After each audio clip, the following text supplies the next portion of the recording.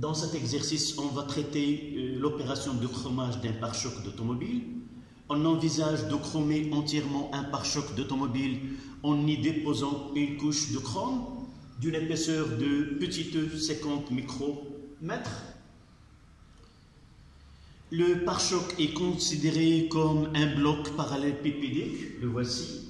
Il a une longueur grande L, une largeur petite l et une épaisseur qui est H, reliée à une électrode. Donc on immerge le pare-choc dans une solution contenant de chrome, des ions de chrome 3, Cr3 puis on applique une tension entre les électrodes ainsi constituées, une seconde électrode de nature adéquate. Le courant est établi pour une opération dont la durée T c'est 10 heures, donc l'opération durera 10 heures pour réaliser ce chromage, et dont le rendement électrochimique est de 95%. Ça veut dire, par exemple, on verra dans les questions qui vont être posées, c'est le générateur débitera une quantité d'électricité Q, alors il ne sera utilisé au niveau de chromage qu'une quantité Q', de telle façon que ce Q' ne sera que 0,95% de la quantité d'électricité qui circule dans le circuit pendant la durée de chromage qui est de 10 heures. On verra ceci par la suite. Donc la première question, écrire l'équation de la réaction d'électrodes qui permettra la formation de chrome métallique à partir des ions de chrome 3. Donc là, on veut déposer le chrome, ici, c'est-à-dire de Cr3 plus Aq, on aura une couche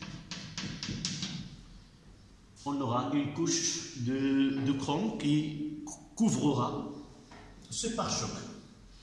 Donc la première question, c'est écrire l'équation. Tout simplement, la première question, je vais la noter ou écrire l'équation.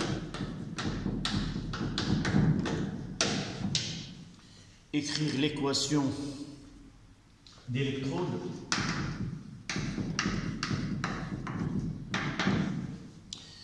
qui permet la formation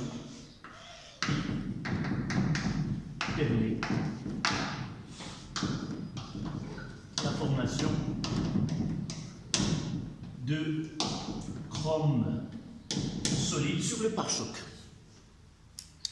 Donc, comme vous voyez là, donc tout simplement, c'est une réaction de réduction à partir de Cr3 plus Aq plus 3 électrons. Il nous donne Cr solide, un dépôt métallique. C'est-à-dire tout simplement, il s'agit là d'une réaction de réduction qui se produit au niveau de l'électrode reliée au pare-choc.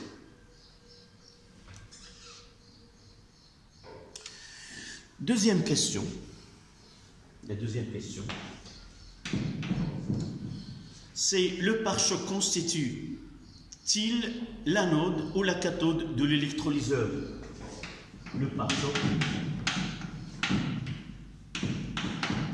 constitue-t-il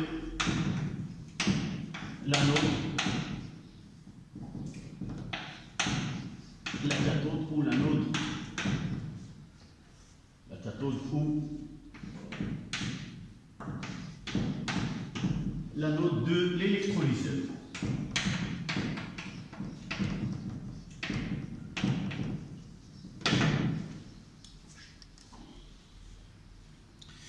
D'abord, il faut savoir que la nomination de l'électrode comme cathode ou de l'anode revient à la réaction qui se produit au niveau de ces électrodes.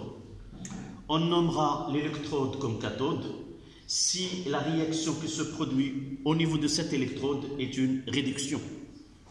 Donc on dit il y a une réduction cathodique et il y a une oxydation anodique. Donc il suffit de connaître quel est le type de réaction qui se produit au niveau de l'opération de chromage, de formation de chrome. Donc de là, on voit qu'il s'agit bien d'une réduction. Donc les ions Cr3+ se sont réduits et par la suite, au niveau de cette électrode, il y a une réduction cathodique et par la suite, il s'agit de la cathode. Donc, puisque la réaction qui se produit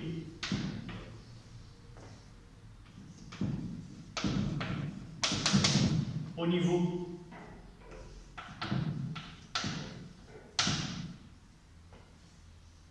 de cette électrode est une réduction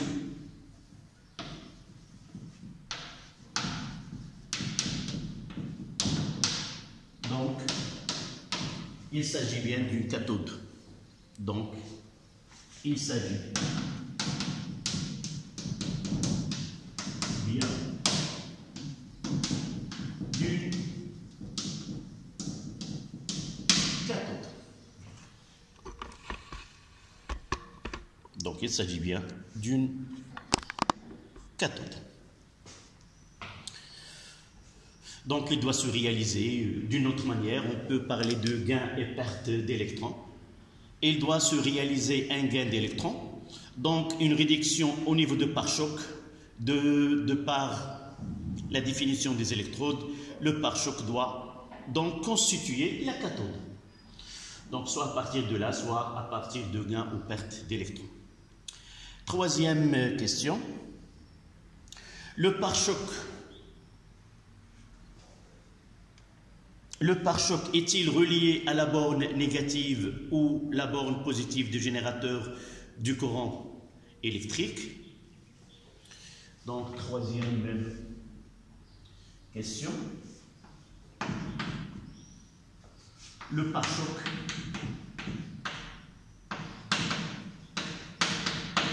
est-il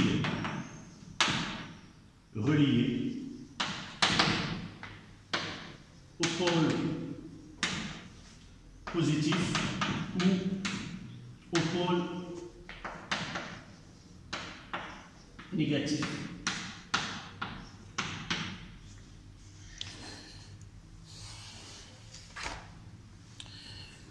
Donc, pour répondre à cette question, on reviendra à ce schéma-là.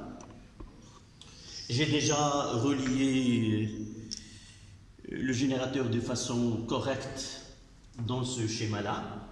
Tout simplement, donc, pour que le chrome passe de l'état ionique à l'état métallique Cr3+, il doit gagner des électrons. Donc, les électrons doivent parvenir de cette électrode-là et réaliser la réduction des ions Cr3+. Et nous voyons que, d'après les conventions de courant électrique, voici I, et les électrons circulent dans le sens inverse du sens conventionnel du courant électrique. Donc les électrons,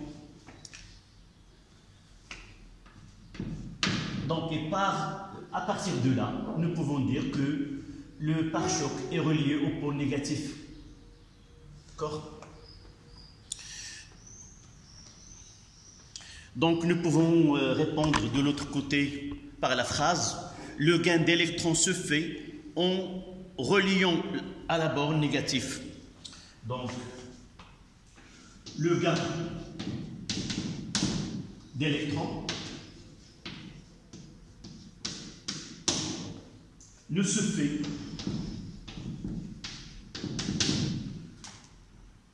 qu'en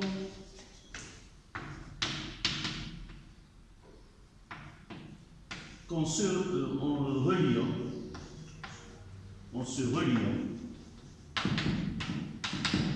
au pôle négatif.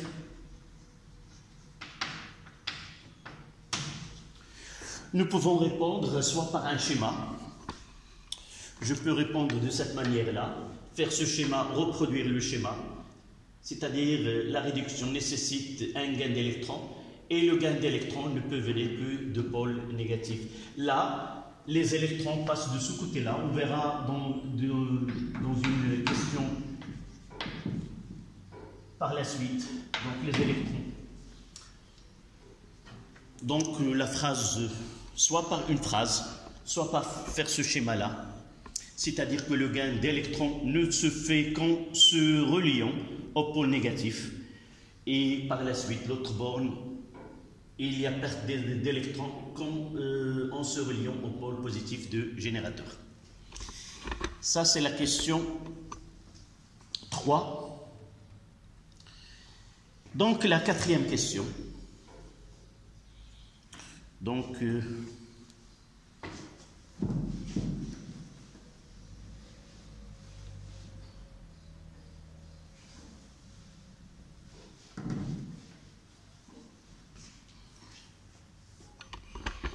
la quatrième question, calculer le volume, la masse et la quantité de matière de chrome à déposer. Quatrième question, le volume, la masse et la quantité de matière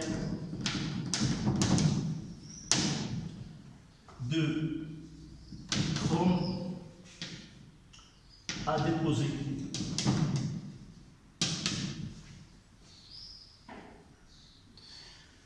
Donc, voilà la question. D'abord, on va revenir à ce schéma-là. Donc, le volume d'une forme parallélépipédique, nous avons d'abord c'est la surface fois la hauteur.